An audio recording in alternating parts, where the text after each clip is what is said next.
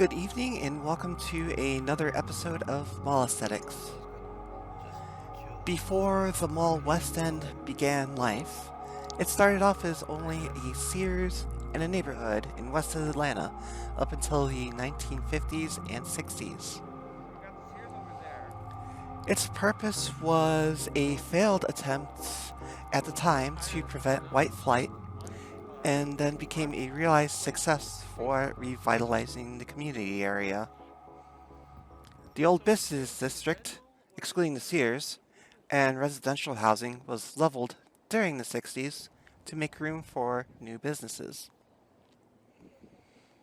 Mall West End's construction was finished in 1973 and was connected to the Sears on the east side of the development via a second floor walkway access.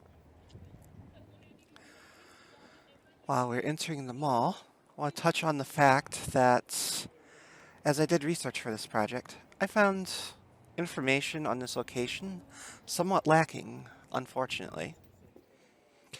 Currently, this mall is anchored by a Planet Fitness and a City Trends.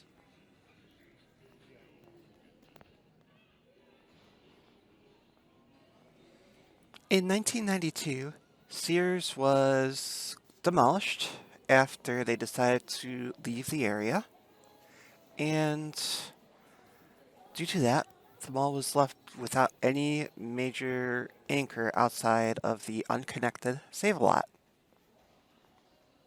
Surprisingly, Sears would eventually come back as a Sears dealer store on the west side of the building. We all know what happened to those. Those failed as a concept. And because of that, the Sears location did not last long, as the parcel was eventually split up into multiple tenants like Maxway and Georgia Power. Eventually, Maxway was absorbed by Roses and was turned into a Roses Express during the turn of the 20s. Unfortunately, due to the COVID outbreak, sales were not enough to sustain the location, and it closed up, and the space has been vacant since.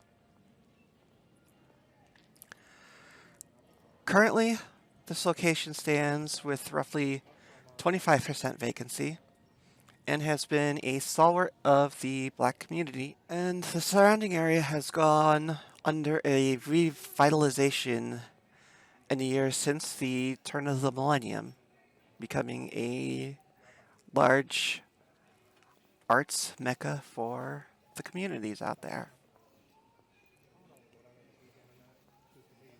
Currently, there have been attempts to demolish this iconic location and replace it with mixed business and apartments, even up until recently.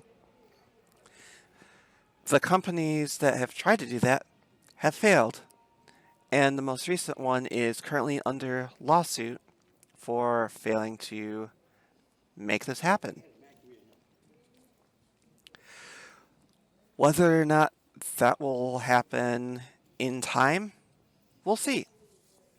But I wanted to take time to document this place, as not too much information about this out there. And we're starting to see less and less smaller shopping malls because of this.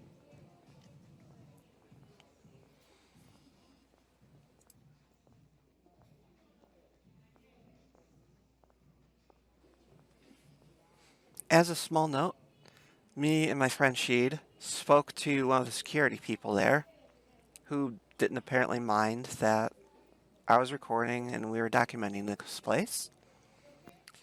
We touched on the subject of what was going on with the property when this was filmed back in February, and he said this mall isn't going anywhere. I hope that's the case, because there's several businesses that serve the community. Before I finish up, I want to say thank you to everybody that has watched this so far and stayed with me watching this. Y'all are awesome. And thank you for being a part of the community. And thank you for coming with me on my travels throughout southeast of the United States to tour dying, dead, and living malls. We come up on to where the original walkway was on the Sears, and this will finish it up for another episode of Mall Aesthetics. I will see you next time. Thank you for everything.